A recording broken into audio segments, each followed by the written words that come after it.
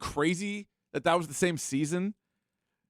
Like Alex Cora, like the way that seems so long ago and like such a different team. And I know we're going to talk about Breslow's appearance this morning with Greg, but the same thing, like some of the conversation about this team with him specifically, with other members of the front office, it just is wild that we're in that same year where now it feels like they're never going to lose. It feels like they've built themselves a wagon. The starting rotation is good, always has been good. The bullpen is even better than it was before. Ooh. And now you're getting guys hitting home runs. Guerrero last night. Oh, yeah. 102. Yeah. Oh, you were there. I was You there. saw that in person. I did. What a thrill for you. I did. I said, hey, Lucas. You see Lucas. the Australian guy? I said, hey, Lucas. I did. You did see him? Well, they showed. No, they showed. I was like, wait, what? Hang on. In the stadium. I forgot what the guy called yesterday. In the stadium, they showed somebody who's like, I came all the way from Australia. Could have been the guy that called us. Could have been the guy that called us, yeah. Although he was in Salem, New Hampshire at the time. But either way. Who knows? But, yeah, what a great night at the ballpark. Fun time. Yeah. Fun time. I missed the women's broadcast. You did. That's all? I didn't catch it. Yeah, no, okay. It was good for them. Glad they did it. Go women. Yes. Tessie prominently featured, finally on the field. I appreciate that. That was good. You sent a photo of her. I did. I made sure to pass that along. Yeah. To our show text chain. Mm-hmm. Yeah. No, well, they're just like everybody else except they're women. This is one so difference. it was a good broadcast last night from what I gathered. But no, I was in the ballpark last night for a 4-0 win, brag. Yeah. Red Sox, again, Sonny Gray, I got a little nervous about it. Don't need to be nervous about him. Scratch that off the list. He went 6 scoreless and was sort of back to his old form. I mean, Sonny Gray right now, I mean, he's either your game 1 or game 2 starter come playoff time. Like, he is a guy that I think you can absolutely rely on. And I thought he was going to be good, but he's like way better than expected. Because the last time he was in the American League, he got Cy Young votes. He was like, 3rd in the Cy Young or whatever it was? Like, he was good. He's had a good career. He's tied for the league lead in wins, 14. His ERA is 2.78. He struck out 8 last night. Yeah, like, what more do you want? And the White Sox are a playoff team. They are. Right? So it's like, it's not like he's doing this against some scrubby team. No, he has been an absolute bright spot. Also, somehow not an all-star this year. Still baffles the mind. Doesn't make a lot of sense. Like, no, it doesn't. 2.78 ERA, and he's 14-2.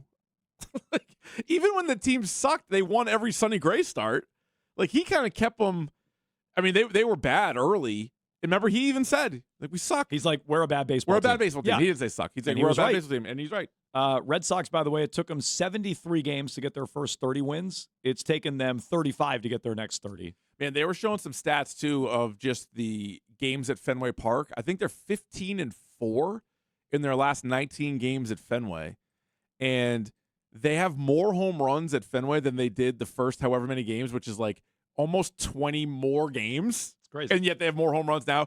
Now, they're only averaging about like 2 runs a game more, but you say only, like that's significant, like over time, right? So for a stretch, they were putting up like 3 runs a game at Fenway Park.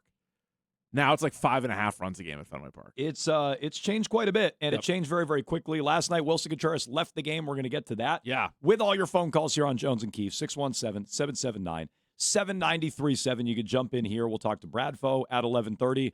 We'll go on the clock, Keefe, at high noon with our ideal playoff lineup for the Red Sox. Trade deadline's over. The reinforcements have arrived. Now, they're not all healthy necessarily, but they could become playoff time. So this will be the perfect, ideal Red Sox lineup for Game 1 of the playoffs. That's what we're going with, right? And maybe even if you want to give us a little rotation. Well, that's what I was going to say. Yeah. I'm adding a little rotation on top of it. Add a little rotation flair to it. Okay. Yes. Your ideal playoff lineup for the Red Sox comes your way at high noon. Right. Gonzo speaks today. Little after noon. We'll be sure to pass anything along that he says. Okay. And we got a key for madness for you today. At 12:45, Abreu hits a home run last night. Duran? Yeah. That was a wild sequence for Jeren Duran. It sure was. He's heating up. There was nowhere, he couldn't have gone much further down. You're suggesting he couldn't heat down? I don't think so. I don't think he could have heated down. The burner was off. He was in the refrigerator. But he gets on borderline base, freezer for a while. Steals second, which I contend they don't have him do that enough. Steals second, wild throw, gets to third, tags up on basically the same play we saw in Oakland. Oh, 100%. He was showing up Epperson, I think. Basically the exact same play we saw in Oakland. But he also was the only guy on the team that would have beat that. And he's fast. It was a throw fast. A good throw would have nailed him. Well, also true. A throw way up the first base line. He was able to get home, but that was electric. Contreras leaves last night, maybe dealing with the after effects of a concussion. We'll get into that. But the update today, Keefe, or I guess yesterday afternoon, right. Kalshi Sports. I didn't vet this with Kalshi Ken. Ask Kalshi Ken. He should know all this. These are his people. I did not vet this with Kalshi Ken. Okay.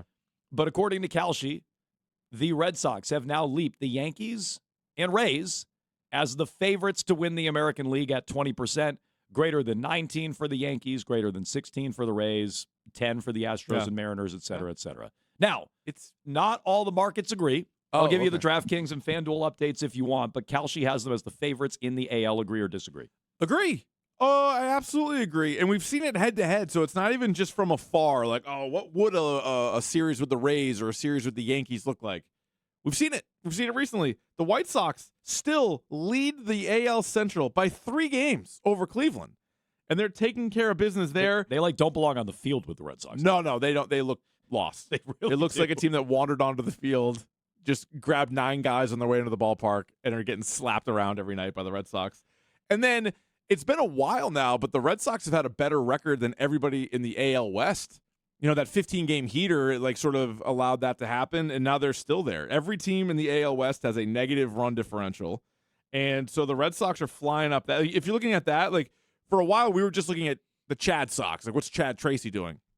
If you're looking at run differential, which, again, you and I both like is a pretty good indicator of the team, especially over the course of a long season, the Red Sox right now have the second-best run differential in all of baseball. In the American League, and they trail the Yankees by 5. And under just Chad Tracy, it would be the best in the AL. They're plus 89. So there you go. So they would be the best. And right now, you're one of the main kind of criticisms / concerns for the team was the power, right? Where's the power coming from?